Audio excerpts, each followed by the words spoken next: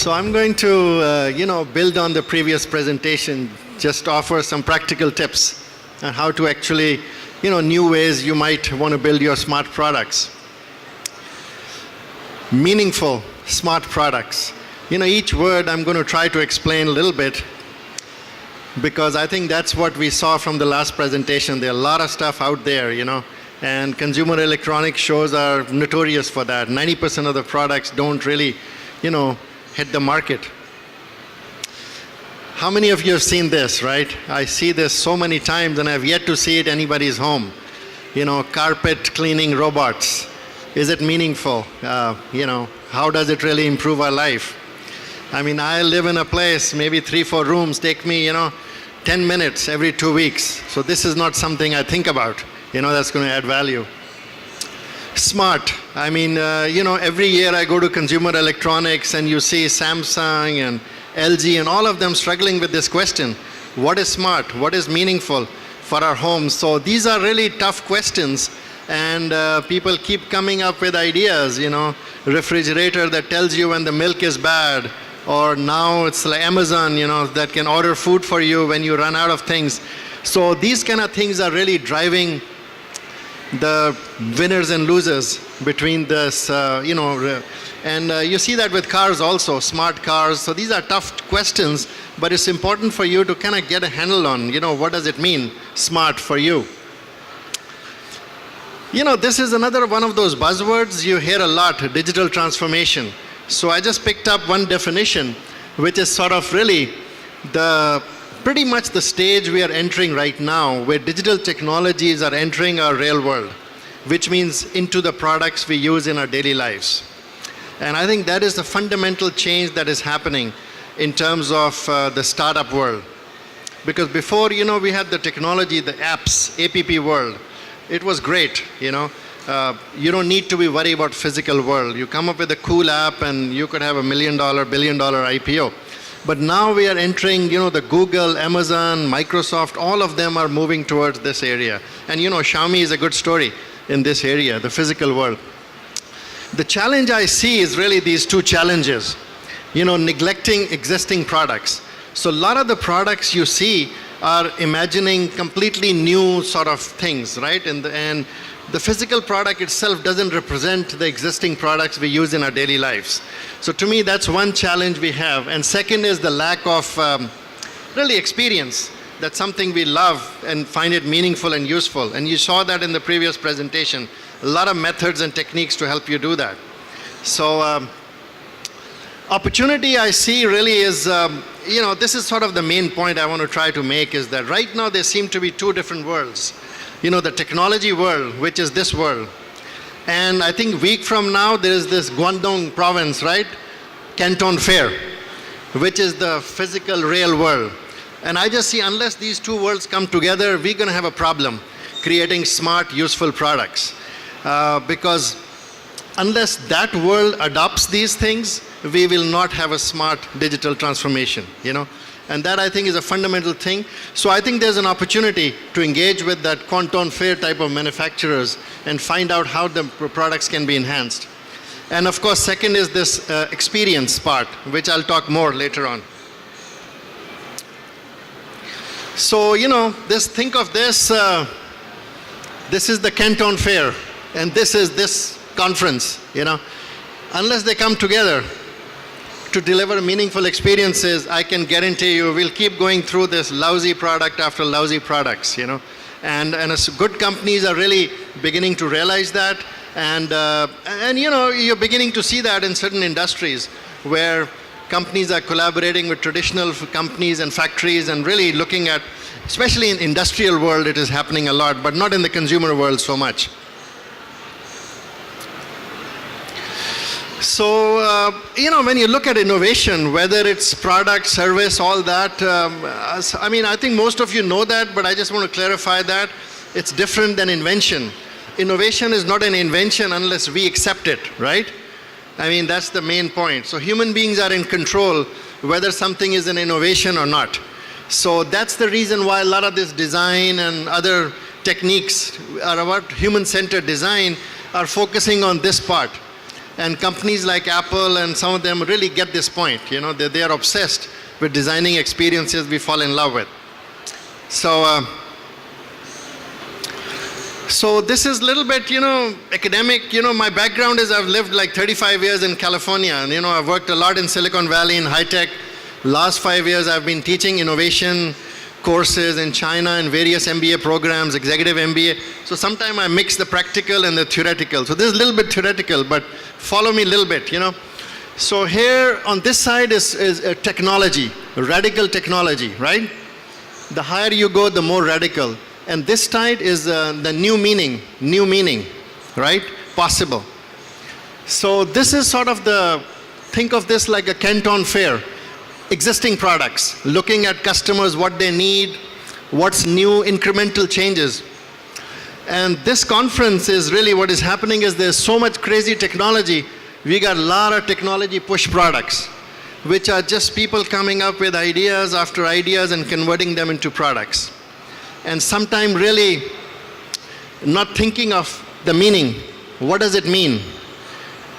So this whole design-driven process is all about really, yes, when technology changes a lot, there is actually an opportunity to create new meaning. And Apple did that long time ago, 10 years ago, right? When the technology was right, they came up with this smart device, which was not a phone. Phone was just one application. I use that example just because everybody can relate to it, right? Nokia missed the meaning. Nokia kept making more powerful phones. Apple realized the technology is so advanced, there's an opportunity to create new meaning. And that's what's happening now in many industries. So I think it's a great opportunity for startups, Whether you look at the car, I work with a lot of my friends, executives in auto industry. The whole industry is going through this crazy meaning-making process. Nobody knows what meaning we will accept. Ford, GM, Tesla, Apple is jumping in, Google. So these are great opportunities to kind of really participate, whether you're a supplier or a component maker, to participate actively in the meaning-making process. You cannot wait for the meaning to be decided and then the Ford will tell you what to make as a supplier. The opportunity is to be an active participant, and of course, nobody knows where this meaning will go. But one thing is for sure, the final meaning we will decide as a consumers. We are in control of the meaning-making process. Same thing, smart home.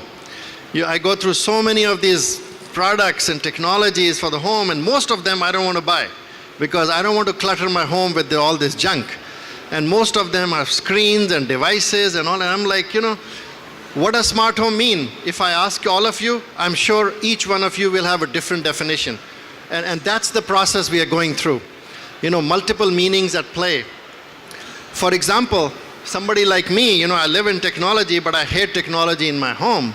So for me, smart home is I never see any screen. I never see any technology. This home is so smart that it's hidden, all the technology. For many young people, smart home is screens everywhere. Screens in the TV room and the bedroom, so that's kind of the process we are going through, and you see a lot of screens here, in this conference. Smart city, another one of those things, right? So many experimentation going on. Singapore is doing a lot of interesting things. European cities are, so in China also they got some pilot projects. Now again, in this process, you may think that, well, this is all for the technology people, but actually the people in the Canton Fair, they have a lot to contribute. Somebody making a pipe, what does smart pipe look like and how does it fit into a smart city, right? So when there's some break or some drainage or some clutter, the smart pipe is able to notify. So to me, the clamps, all the things in the Canton Fair, to me, those are the mega opportunities. Not to imagine, some artificial world, 2050 or 20 or 80 world. But right now, what kind of things we could be building on using all the technology from here. So this is to me, the exciting world. Traditional products.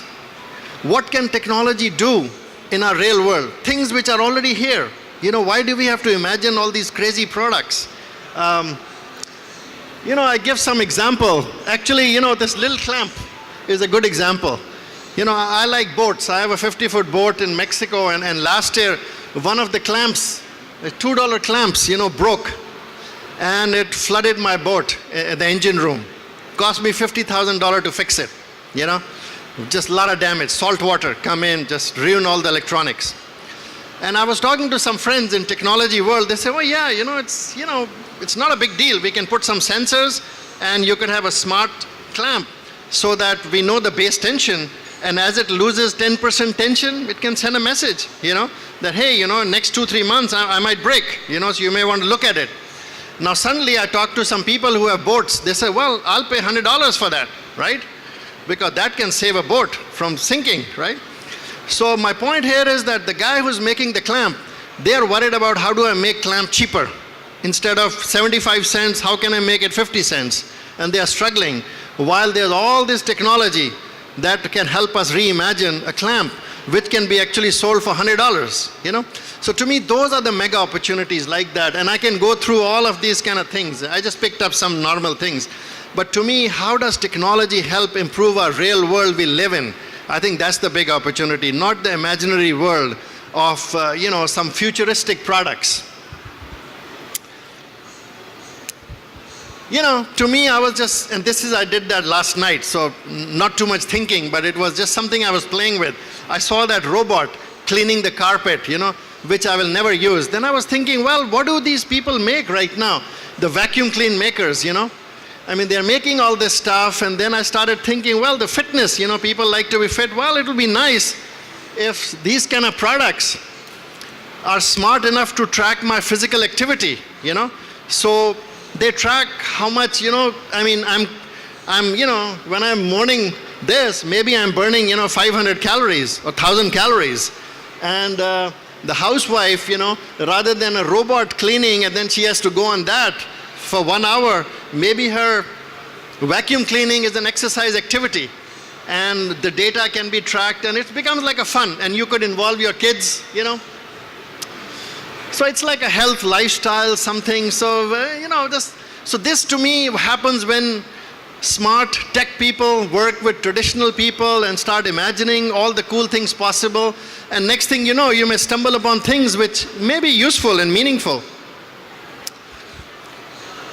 So this is again a very simple slide. I just wanted to give you a feel. The focus needs to be really on what is desirable and meaningful for us, right up there. Not here so much. We have reached a point where anything is possible with technology. That is not our problem. I work with a lot of sensor makers. They are so cheap, almost sensor for everything, so you can embed them in products. There's no problem here. Cloud, big data, machine learning, those are all very accessible. Here, there's some thinking required. How do you make money? Companies like Alibaba, all that have figured that out with some creative business models. But I think the main focus needs to be on this thing. If you can imagine amazing experiences, chances are you're onto something useful and can make money. The journey is not so easy because if you think about Canton Fair, that's all they know. They know their product. Vacuum cleaner, fans, all of those things. But now you're talking hardware, software, cloud, sensors, amazing experiences. So it becomes a little bit complicated. And basically what that means is you need a partnership approach.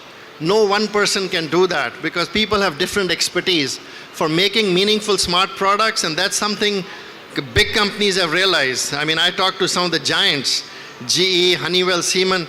They have thousands of partnerships now because even with their size, they know they can't do it. And as startups also, we need to start thinking more like that. So, but it is, each one of these pieces is getting easier day by day, I just want to give a small tip of the platform, why platform thinking is important. Because that's what's happening when you look at Amazon, Alibaba, all that, that's the game they are playing, right? They go after some human situation, find how technology can create some new possibility to create value, connect demand supply, whether it's Taobao or Mobike or Didi, it's all about connecting this. But you experience all this through their platform, so they are getting some piece of the dollars, right? Some money. And at the same time, they have the data, so they are understanding everything that is going on, right? The big data, all that stuff. And then they use that to go after some new situation. So this game is what's going on, and why, every company, traditional companies have to get in the game. Otherwise, every year, they will be more and more behind. So that's why when you're making smart product, it's not about cost and price. It's really about platform and how I can create stickiness and make value on a recurring basis. To give you an example, I was talking to one company, they make fan, So we're saying, well, what would a smart fan look like? What can a smart fan do? Well, in Beijing especially, the air quality is so bad, right? So it'll be nice if the smart fan can monitor the quality of air in my home and automatically just clean it, maintain it at a level which is acceptable to my family, for the children. So that would be a nice smartphone. Smart fan, it can be useful. And then somebody said, well, their brother-in-law, and at their home, they had a big accident and somebody had a very serious injury because of gas leak. Well, it'll be nice. The smart home can also watch out in case there is a gas leak, it can send a message. Now suddenly, my life is getting better, Air is clean in my home, emergency gas problems can be detected. And you know what? Those sensors are very cheap. I attended a conference in Wuxi, I think, in Nanjing, just last month. $2, $3, these cheap sensors that can do that. So it's not a problem of cost. Your product cost doesn't go up so much. Now the reason I want to bring this up is the platform concept. Now imagine the company that makes that fan. Now they can come to you, to your home and say, you know what? I don't want to sell you a fan. I want to sell you clean air. Because I'm going to have the platform, I'm going to send you a monthly report of exactly every day what was the quality of air, and you pay me $20 a month. So it's a subscription service model. And as technology comes up, I'm going to replace whatever is needed, so you don't have to worry about buying another fan for next 10 years. Now suddenly, no matter what Samsung does, LG does, for 10 years you'll be my customer. And I'll be making tons of money, maybe 20 times more money than trying to, sell you a fan every time. So those are the things which are possible with smart products. Changing product into a service, adding value so that they are more self-managed. Now what you don't want is an APP, that every time I have to click clean air. People are, with smart products, zero interface, zero UI is the smart to me. The ultimate smart product is I don't have to do anything, right? And that's part of the problem I see in consumer electronics. They throw everything back at you. You can control. I don't want to control things, I want the product to manage my life, make it better. So the net result, the key point I'm trying to say is also, right now, this is what is happening. Technology research, concept, product development. This piece is missing. We call it design research, right? So to me, a lot of design thinking, there are many methods, but they are part of it. But design research is a little bit more, and it's a field for last 50 years. It's a very mature field. So I think we are beginning to realize, and part of that is this meaning process, right? The meaning of things, and what does they mean, and design methods are a good way to start. Let's put it this way, they are more practical. But to me, that's the culture of Apple. I mean, if you really, I teach those case studies. I have some, I'll be happy to share them with you. At the end of the day, nothing in Apple gets done unless there's a human experience first, which excites the R&D. Once you have that experience, then they do the inventions. Inventions come later. So you don't invent something and then figure out how to make a product. You have an amazing experience that then drives invention. And many times you don't need to invent, you can license technology. Companies these days, there's a lot of technology available.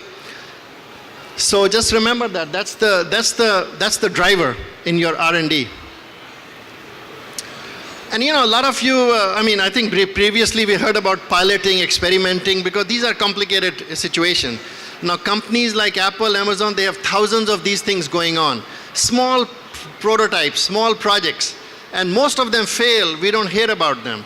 But when the one or two succeed, and then we say, wow, Amazon is so amazing, Alibaba is so amazing, but actually they're small failures, they don't even count them, there are so many of them.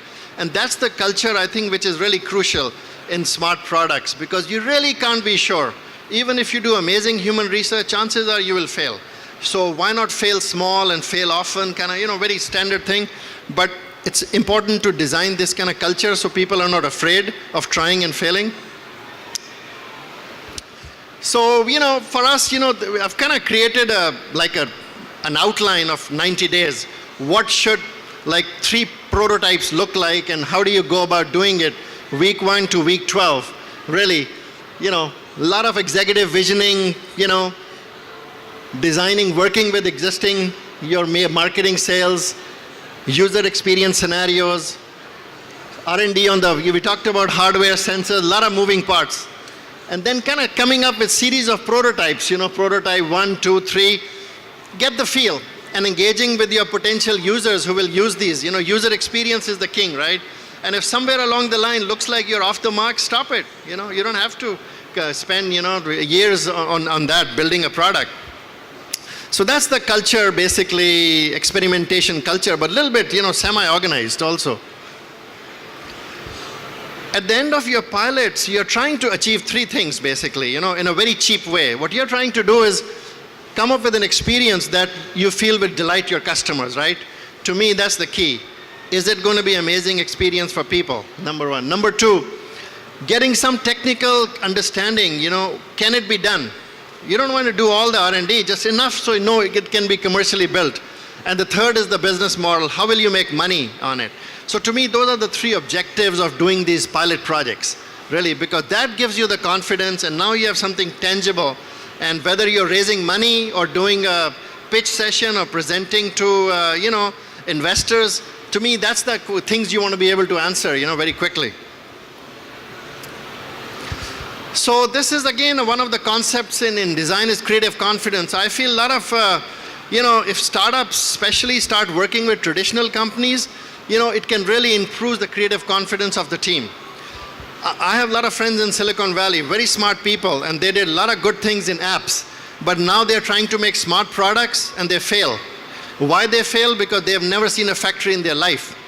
They're geniuses, PhDs, but they don't know anything about factories. So if they design a smart fan, it's going to be smart, but a lousy fan. So why not work with somebody who makes great fan for last 50 years, maybe multi-generation, and really work with them and create this amazing smart fan, which is also a good quality fan. So that's why, again, I make a point. So at some point, Canton Fair and this fair need to come together. I mentioned various universities in California. I've done a lot of product development work with many companies, mostly large chip companies. And, design is my passion. That was my doctorate degree at a university in US.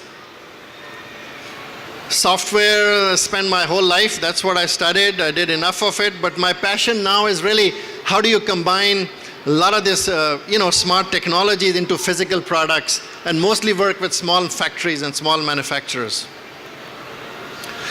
So the vision for us really is, I also chair the Tech Innovation Committee for American Chamber in Shanghai. We do a lot of events, like this, bigger events. What I realize is big companies are doing great.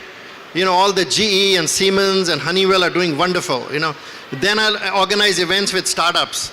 VC money and young people are doing wonderful. I say, which segment is not doing well? And that basically is the traditional factories, which are making products that we actually really use. And somehow they're kind of left behind, and to me, unless the traditional factories embrace all these technologies, we don't have digital transformation. We have digital division and lousy products, And so our vision is really to create a platform for traditional SMEs where startups can work also, and there's a way to improve the products in our daily life and make them better. The things we are using, whether it's the fan or a clamp or a chair or whatever you see everywhere else around us. So the 3 points, basically I covered today there is this focus on user experience design. First presentation talked about it. To me, if you get that right, chances are you will be on the right track, because other things can fall in place. Prototype and pilot with traditional manufacturers. We need to find a way for young startups to engage with traditional factories. I know it's not simple, it's not easy, but I think there are many ways, and the government and incentive, a lot of things can happen, and that world is going to be an exciting world. And number 3 is that don't forget the power of platforms, because a Like I said, your business model may be to give away the fan and make 10 times more money through other ways. So right now, if your mindset is cost and price, how do I sell, you're missing out the point of value of digital transformation. That's it. I think that's my presentation. Thank you, and I'm open for any questions.